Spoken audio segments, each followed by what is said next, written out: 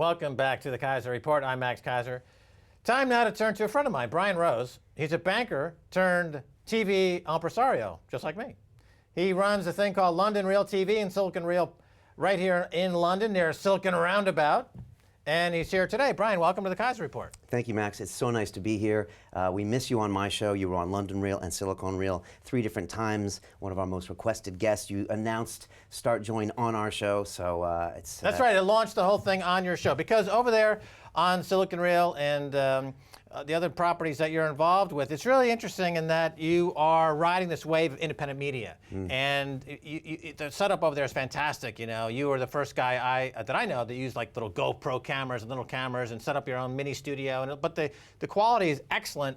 And how did you make the transition? So you were in banking, as I was, and then now you're doing this. So how did that transition happen? It's a great question, Max. I was in 10 years at a credit derivatives broker in the city. I moved to London specifically for that. Now I'm a citizen here, and I did that whole racket. Some of my clients were Goldman, sometimes JP Morgan, and I was broking those high-yield credit derivatives on the phones for a FTSE 100 company.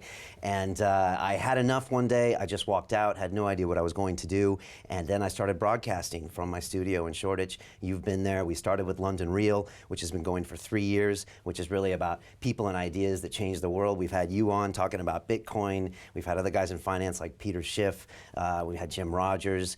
We've also had activists like Andy Michon, Jesselyn Radick, you know, that kind of thing. Let me jump in for a second because you mentioned this transition from banking to independent producer, and I would imagine it's a lot more satisfying for you than credit derivative dealing. And I just thought of this question just now, but you know, there's been, I want to ask you, you know, as a fellow banker, as an American also, you know, there's been a spate of banker suicides, you know, in the last year or so. People either they're suicide, they're getting killed, and you know, to me, it's people have a conspiracy theory about it. But for me, I think these are bankers that never transitioned away from something that was killing them, being in the soulless derivatives market. What do you think? Would you agree with that, or how do you see it? I would totally agree with that. So I'm giving a TED Talk in January, and part of me is talking about the fact that I just wasn't happy. It is a soulless existence. There's no community. You're not creating anything. And that's the thing that I think a lot of guys run into, especially when they're told their whole lives that once you become a banker, once you make all this money, you're going to be happy. And ultimately, you're just not. And so that's why I think I went running away from it, because there's no innovation, there's no creativity. That's why being in the tech space is a lot of fun for me. It's the innovator's dilemma for a lot of these banks. You know, they have these markets locked down and they don't want anybody to touch them, as you know. Yeah, I talked to Nomi Prinz, author and former Goldman Sachs partner, and she had said the same thing, that she could have been one of these suicide bankers had she not left the industry. Well, we're glad you made the transition. Glad you're here with us. Glad I didn't kill myself. You didn't jump off a building. Now I want to talk about Silicon Roundabout, or Tech City as it's called, because you and I have had these conversations before. The culture in the UK and in Europe as a whole, it's not like Silicon Valley. It's not in America, let me put it this way. In America, it's a badge of honor to fail. In Europe and in the UK, if you fail, you're immediately a failure for life and nobody will touch you. You have the stink of failure about you. And of course, that doesn't work with an entrepreneurial startup culture. You need to fail a few times before you get it right. Is this changing, or is this still the situation? You talk about the mindset of the startup industry here in the UK. Sure, no problem. Well, Silicon Reel is my tech show. You know, it's about technology disrupting London. So we shoot that out of the same studio every week, and we talk to the founders and CEOs that are building these companies and technology that are ruining all the industries that you and I know and love, including your favorite, banking, you know, politics, retail, manufacturing, transport. You know, we had Uber on a couple weeks ago, just raised $2 billion, $40 billion valuation. But like you said, everyone looks to Silicon Valley. What can we learn from the Yanks? Because when the Yanks pitch a deal, my company's a $10 billion company.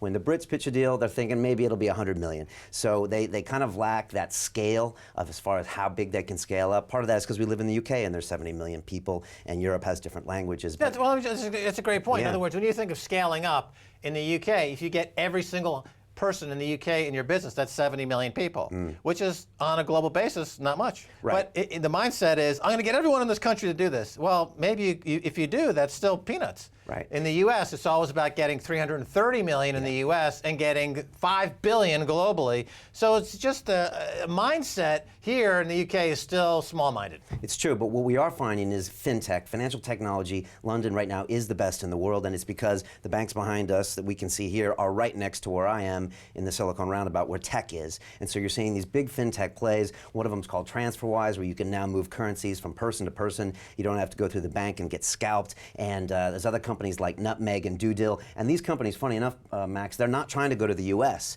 because there's lots of funny securities laws in the U.S. You know, equity crowdfunding you still can't do in the U.S. Every state has different laws. So they kind of want to own the U.K. U.K., I think, is still one of the most connected populations in the world. E-commerce is a higher percentage of UK citizens than the U.S. So some of these companies are trying to own this market and then move to the U.S. But yes, in the long run, you're going to have to conquer the U.S. market. But there is a change in terms of you see it from your perch I definitely over do. there in Silicon Reel. The big part is funding. You know, we never had that Series A funding, which is kind of that $1 million to $2 million to really get people off the ground. We saw the later funding. We had IPOs this year, Just Eat, and a few other billion-dollar exits, and that makes people happy. It puts money in the VC's pockets, so now they can go out there and spend it. So, yeah, Max, I'm seeing a big change. We've seen 20, 25 million, $50 million fundings in this year alone that we've never seen a few years ago. So it feels frothy. It doesn't feel bubbly. I know you saw the first bubble in tech. I was involved in it in New York City. This feels frothy, but it doesn't feel like a bubble. There's real revenues here. Right, there are real revenues, and people like to see that type of thing. Of the guests that you've covered, and you've had some remarkable guests on the show, and including the fella who hosts the new version of Cosmos. Yes, Neil deGrasse Tyson. Neil deGrasse Tyson. Yes. And that's an interesting guest to have. You know, what was he? Tell us about that a little bit, because I think he's one of your most popular guests. I think you have maybe 200,000 views or so. Yeah, 200,000 views, just a few more than you, but you know, it's still early days. So no, but he's a phenomenon, a global phenomenon. He really is. And how did you get him? He is a celebrity astrophysicist. That career didn't exist, you know, a year ago, and he rebooted Cosmos, which was the original Carl Sagan series. I'm sure you remember from 20, 30 years ago, and he rebooted it with Carl's ex-wife after he died. So he came through. You know, I got the chance to interview him. As we know on London Real, we have people like you talking about finance. We've got whistleblowers, but sometimes we like to have some fun. And so I got an hour with him. He walked into the room and he didn't know who I was. And Neil can be a little feisty, and if you see in the beginning, he's really pushing me, and he's like, "Really, Brian, really?" And at the end of the show, he grabbed me in a wrestling hold and put me in a headlock. But I wanted to get his thoughts as far as what his life was like, how he came from a kid in the Bronx and then brought up into where he became kind of a defender of the nerds in high school. He was a wrestler, and then to become one of these most outspoken scientists. Okay, he transcends it. You know? But the idea here, though, is here's a guy who I would have normally seen on 60 Minutes on CBS, right? Because he's a phenomenally successful guy right now, but here he is on your show, which you're just essentially you've transformed your flat in East London into a studio. Right. But the quality is the same, the questions are the same, and it was a phenomenal interview, and everyone, obviously, the numbers are there. Well, it's on demand now, so anyone can watch it on iTunes and YouTube. So what's the difference? I mean, it's helped to be on television, and you convinced me of that. Television is still going to be around, but these days, with things on demand, as long as the quality is up there, like you said, then people, why not watch us on YouTube? Why not? And plus, it's a little more real. I'm not censored. I can talk about anything we want, and it's unedited, uncut. I think people kind of like that realness these days. Okay, so let's talk about the kind of the regulatory framework, because what happens is, you know, when you get successful, the entrenched oligopolists here in this country, you know, they call up the regulators. What's up with this upstart? You know, we don't want the competition. What can you do to block them? Do you see this trend? Is this how do you see this moving forward? You know, you're an independent. You're competing with the majors. They've got the regulators captured, essentially. How do you deal with that, if at all? I mean, it's a concern. It's a luxury we've had for a few years now. And I had George Galloway on my show 2 years ago. He came in, saw my setup, and he was like, he's used to doing radio all his life. He said, there's no regulation, there's no Ofcon, and he started a podcast the next week. So, you know, he saw something there as well. You know, YouTube is a global American company owned by Google. iTunes is a global company, you know, backed by Apple. I don't see them they're going to be pushed by Ofcom. But that could happen. But I just don't see, when you have on-demand and so many different possible devices, I don't know how you're going to censor that. How can they censor us on Twitter? How can they censor these micro pieces of content like Vine? I don't know, Max. I mean, I think it'll be a real shame if they try.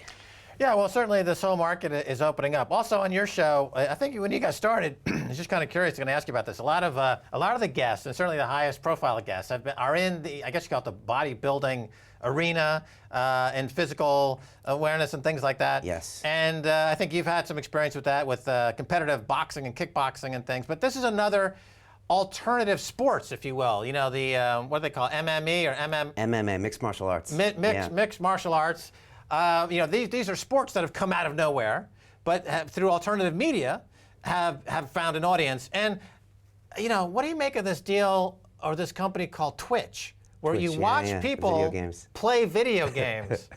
When you saw that, what was your first reaction? Like, why didn't I think of that? Or what's your first thing when you thought of this? Well, you know, it's the concept called the long tail. So no longer are we all watching the same blockbuster movies. We don't all go see the movie Jaws. We don't buy Michael Jackson's album. Now we can find the content that we like. And all I really need is a few million people that want to log in, watch my stuff, buy my stuff from my advertisers, and I win. So I can find these little niche sports like MMA. I can find someone who wants to hear about a bodybuilder, Dorian Yates from Britain, talk about for an hour and a half. So I can kind of hit these small target audiences with this kind of online delivered media. So it's an exciting time. All right, we got about a minute left. I want to touch on another subject here in terms of government and media. So here, there's some spark of a success in the Silicon Roundabout area. It seems like the government, mayor's office, have kind of like woken up to this and are now like glomming onto it, in my opinion. There's a lot of media appearances. So is that helpful or hurtful? Because in other words, I mean, you could make the case, oh, it's helpful. They're coming in with some money, they're coming in with some awareness. But on the same token, you could say it might be hurtful because these are the same bureaucrats that have kept us from growing for decades. Do you really want them coming in at this point, or what do you think? It's nice to see Boris coming out and kissing babies and shaking hands, and that only helps when the government's getting involved. But what we really need is, you know, the immigration reform. We've had some great tax treatment, but we really need to see it and feel it on the ground, whether it comes to broadband speeds and all that kind of things. Broadband speeds. That's one thing they definitely need in this country. Boris, if you're listening, we need world-class broadband speeds. It's still dial-up. All right, Brian Rose, we're out of time. Thanks so much for being on the Keiser Report. Thank you, Max. Appreciate it. All right, and that's going to do it for this edition of the Keiser Report. With me, Max Keiser, and Stacey Herbert. I'd like to thank our guest, Brian Rose of London Real TV. If you'd like to get in touch, tweet us at Keiser Report. Until next time, bye, y'all.